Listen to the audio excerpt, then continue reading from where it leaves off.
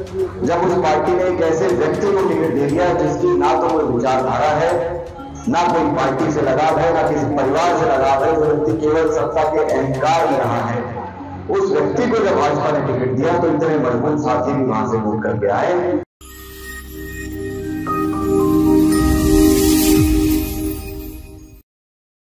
हरियाणा विधानसभा चुनाव के प्रचार के दौरान कुछ नेता जनता के बीच जब जा रहे हैं तो वो अपने द्वारा पूर्व में किए गए विकास कार्यों के ऊपर वोट मांग रहे हैं, तो वहीं विपक्षी दलों के प्रत्याशी जनता के बीच जब जा रहे हैं तो वो सरकार की नाकामियां गिना रहे हैं और सरकार पर कटाक्ष करके, प्रत्याशियों पर कटाक्ष करके जनता से वोट की अपील कर रहे हैं।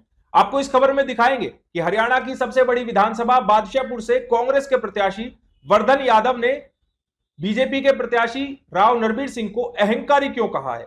नमस्कार, मैं हूं सुनील यादव और आप देख रहे हैं गुरुग्राम न्यूज। हरियाणा विधानसभा चुनाव प्रचार के दौरान तमाम प्रत्याशी जनता के बीच जा रहे हैं।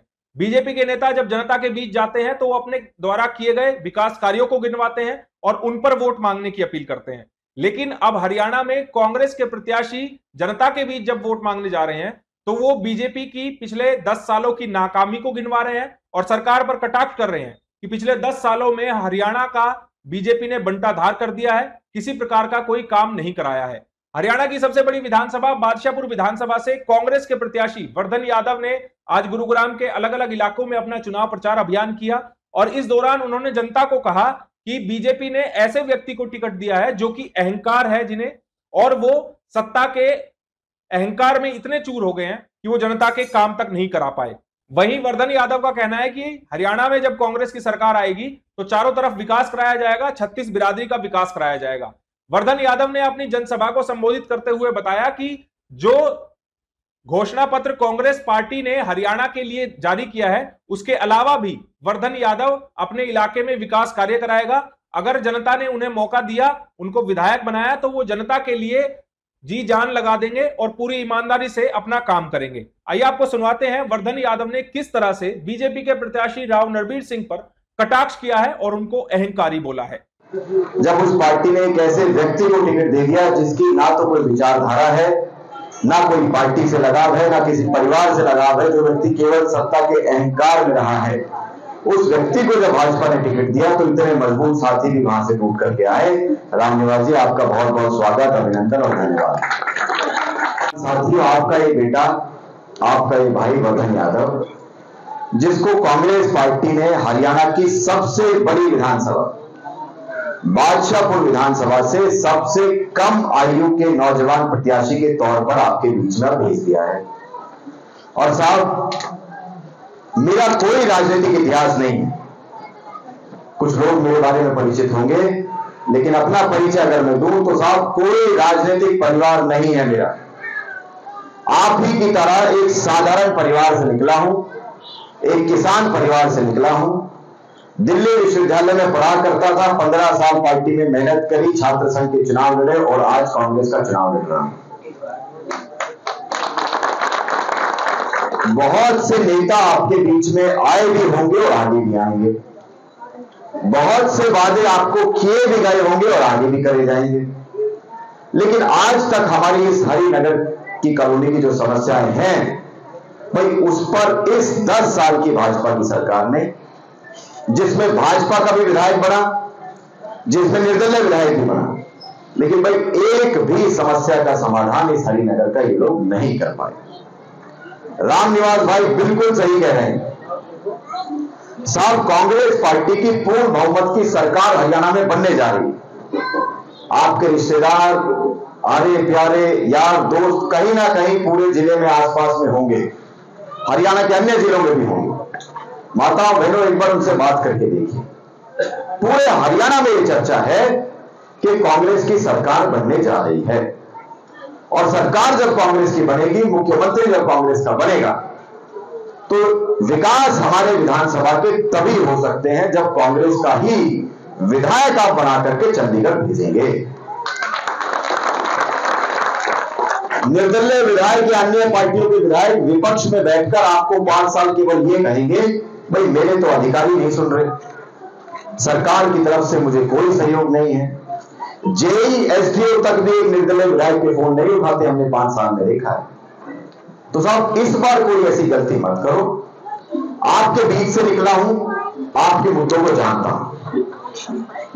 जितने भी हमारे श्रीनगर कॉलोनी के मुद्दे हैं, कम्युनिटी सेंटर उसमें बहुत बड़ा मुद्दा है, कॉलोनी का अप्रूवल एक बहुत बड़ा मुद्दा है, सड़कों के इतने बुरे हालात हैं जिन सड़कों से भी हम पैदल चल करके आ रहे थे, चारों तरफ खड्डे ही खड्डे हैं, सारी सड़कें गलियां टूटी पड़ी है, सीवर का पानी थोड़ी सी अगर बारिश हो जाए तो सीवर का पानी इन सड़कों में गलियों में मिलता। तो इन समस्याओं से अगर निजात पाना है तो इस बार कांग्रेस की तरफ आप चलो।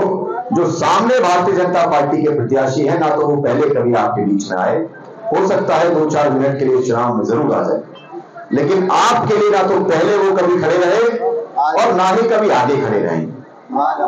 तो ऐसे बेटे को, ऐसे भाई को चुने इस बार, जो आने वाले 30 साल 40 साल तक आपकी सेवा कर सके, आपके मुद्दों की लड़ाई लड़ सके। और जितने भी हमारे साथी हैं, जितने भी नौजवान साथी हैं, नौजवान होने के नाते मैं नौजवानों के इश्यूज को, मुद्दों को समझता हूं।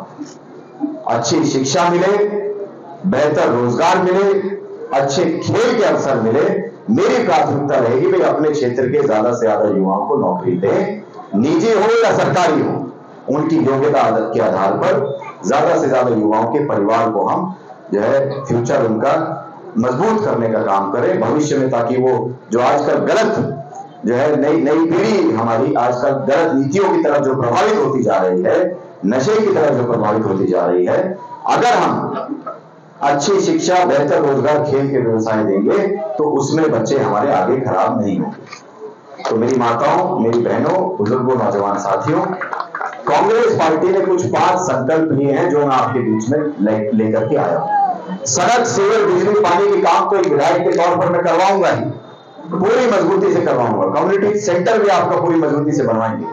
लेकिन कांग्रेस की जो नीति है, कांग्रेस की जो नीति है कि 5 साल में हमारी सरकार पूरे हरियाणा में क्या करेगी, वो भी आपको बताना चाहता हूं। सबसे पहला, कांग्रेस की पार्टी की सरकार जिस दिन बनी, महिलाओं के लिए, खास तौर पर महिलाओं के लिए, हर एक महिला के लिए 2000 रुपए हर महीने आपके खाते में सीधे आएंगे।